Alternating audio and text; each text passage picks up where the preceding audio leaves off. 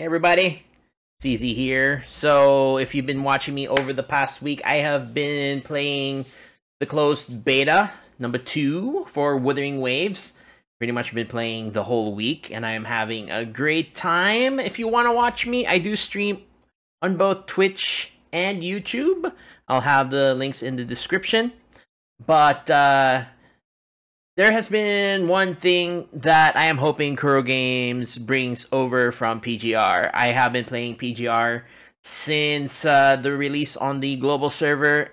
And there's one thing that I want them to bring over, and it has something to do with the gacha of the game. But first, let's make a comparison between how the gacha of Wuthering Waves works and how the gacha of Punishing Grey Raven works. But let's start with Wuthering Waves. Of course, it is still in beta, so there could still be changes made.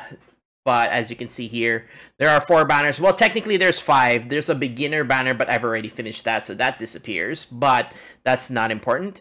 So here we have the limited character banner, limited weapon banner. This is the permanent or standard character banner, and then the weapon permanent banner, or convene, as how it's called here in Wuthering Waves. But for now, let's start with the character gacha. Wuthering Waves seems to have followed the trend when it comes to the gacha. So the guaranteed character is essentially given every 80 convenes if you're not able to get the 5-star resonator within 79 pulls, and then on the 80th you're guaranteed to at least obtain 1 5-star resonator. And then of course they do the whole 50-50 where it is a 50% chance to get the limited character, and if the first 5-star fails to be the limited character, the next one is guaranteed. This is the list of characters that you can get that are on rate up in this banner. So Jian, Mortify, Danjin, Chixia. And then here's the complete list. So Jian is rate up, and then we have Verena, Encore, Kalkaro, Lingyang, and Janjin. Sorry if I butcher any of the names. And then we have the 4-star resonators and then 4-star weapons, right? So that is the character banner. For the weapon banner, everybody is excited for this, because what is nice about the weapon banner, still you are guaranteed a character in 80 convenes, 80 pulls. But what's nice about this is that the limited weapon is called Verdant Summit. And as we can see here, every time a 5-star weapon is obtained, it is guaranteed to be Verdant Summit. In other words, the limited 5-star weapon of the banner, which is great. So in other words, we don't have to worry as much when it comes to pulling the weapon banner. So, you know, weapon banner is a scam kind of meme that goes around. At least that won't apply here to Wuthering Waves. And then we have the permanent character banner and permanent weapon banner. What's nice is that they split the characters and the weapons, which is nice. I like that they did it. It's also the same where it is 80 pulls to guarantee an S-rank unit. And then as we can see here, these are the 5-star resonators that you can pull from this banner. The 4-star resonators, etc. No 5-star weapons, just only 4-star weapons. So you pretty much just get characters, 5-star characters from this banner. And then for the weapon banner, what's nice about this is you can choose which weapon that you're gonna get, which is also very nice. It's very reminiscent of PGR's weapon banner. So, but more on that later. But I'm glad that you can choose. But then again, I don't think I would really roll on this banner. But anyways, I'm getting off track here. So that is the standard weapon banner. So now we'll compare these banners to PGR. So here we have PGR's banners. There are quite a lot, but don't worry, we'll go through the important ones, but, you know, just giving an overview. So we have the event banner, the themed event construct, and fate themed event construct. The theme construct is essentially the new character that's on rate up, and as you can see here on the top right, it's 100% to get the rate up character, and then you just need 60 pulls to guarantee yourself the new character. And if we go here, we'll see the list of characters. So yeah, it's pretty much just Crimson Weave that is on rate up, so you're pretty much guaranteed 100%. So there's the chances for it. It's 0.5% to get Crimson Weave.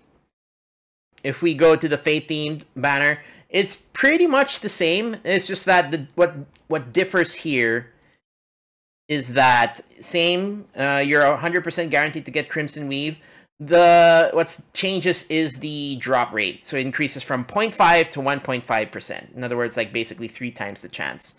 But the trade-off is instead of your pity being at 60, your pity is somewhere around 80 to 100 pulls in. So that's the trade-off between the regular themed banner and then the Fate themed banner. So those are the trade-offs. So that's the new limited banner.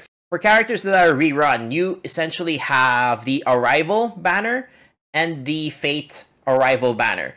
So in these banners, these are usually rerun characters, and then you have a choice of 3 characters that you can get, and it is a 70% chance to get that character on the S rank. So I'll, like for example here, and if we see the drop details, so you can see here, I chose Imperia, and then she is the one that has the increased rate up. I don't know if you noticed it yet, but on the point that I want to make, but let's finish the remaining banners first. So we have the A member target banner. So this is essentially your standard banner. What's nice about this, though, is that you can choose the A rank construct. Oh, by the way, S rank constructs equates to the 5-star characters from Wuthering Waves, while A rank characters equates to 4-star characters. Because I don't refer them to as like star characters, because here like S ranks are 6 stars while A ranks are 5 stars. So I usually just use the ranking system when comparing it to other gachas. It makes it kind of easier and less confusing. So just remember that S ranks are equal to 5 stars, and then A ranks are equal to 4-star units in Wuthering Waves. So as we can see here, the standard banner still has a pity of 60. That's it. And then as you can see here, the A rank construct is on rate up, and these are pretty much all the characters that you can get from this banner. And then we have the weapon banner. What's nice about PGR's weapon banner, but I don't think that they would copy this still, just for the sake of comparison, the weapon banner, you can basically choose any weapon that has previously released. So there are like 46 different banners that you can pick from, and you can choose any of them. It is an 80% chance to get the weapon, and then you're guaranteed the weapon in 30 pulls. That's the weapon banner. So I don't know if you've noticed it yet, but essentially what PGR does with a new character's once a new character's banner has finished, it will eventually get added to the regular pool of summonable characters. As we can see here, the list of S rank characters has increased, or is pretty much stacked. And it's not just the regular banner, it is also the Arrival banner. So we go here, Arrival construct, and then the drop details. So you can see here, although it is slightly different, it has one less character, but that's what they do when it comes to the regular and Arrival banners. While it's not immediate, it does take a while for the character to get added. It's usually around 2 or 3 patches, depending on the banner. This is basically what I would like them to bring over to Wuthering Waves for the limited or standard character banners. Like when the game started in PGR, or when PGR started, the S rank characters were pretty much just these 5 up here on the first row, just those 5. But then as they added more and more characters, and then as the banners ended, but now you have more S rank characters, and Lee Hyperreal was released 2 patches ago, last December 2023, is now one of the characters you can pull from the standard banner. Stigmata was released 4 patches ago in October, and she's up. You can summon up to her in the rerun banners. But still, that means they're adding characters to the banners, so you're not just stuck with the original 5. So imagine in Wuthering Waves, you're pulling on the limited banner, and sometime in the future, and you do fail the 50-50. No longer will you just be restricted to the initial 5-star, like the first 5-star characters, but you would then be able to have a chance to pull any of the previously released 5-star limited characters in the future, which I think would, like, for me personally, that is how I have always preferred doing gacha. I always prefer to get more characters rather than more duplicates of a character. I can imagine some people might prefer it to just be restricted to the first batch of S-rank characters to allow to make it for it to be easier to get match sequence of characters. Sequence is essentially what you get from getting duplicates. So to unlock sequence nodes, you get wave bands, or so yeah, you get wave bands from getting duplicate characters, and then you can unlock sequences. So if you get a character that's sequence 0, you get a duplicate character that's sequence 1 up to sequence 6.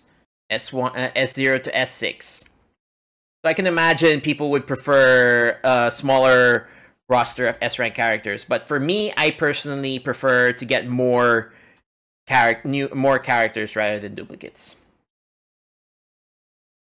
But yeah, this is one of the things that well, there are a lot of things that I wish that they would do with Wuthering Waves as we come closer to the game's launch, whenever that will be. But this is just one of the things I really wanted to point out right away in the video. I remember I was talking about it on Twitch the other day, and I figured, yeah, let's I put it in the video. So, but yeah, let me know what you think about this in the comments. When it will it happen? Am I just being copium? Who knows?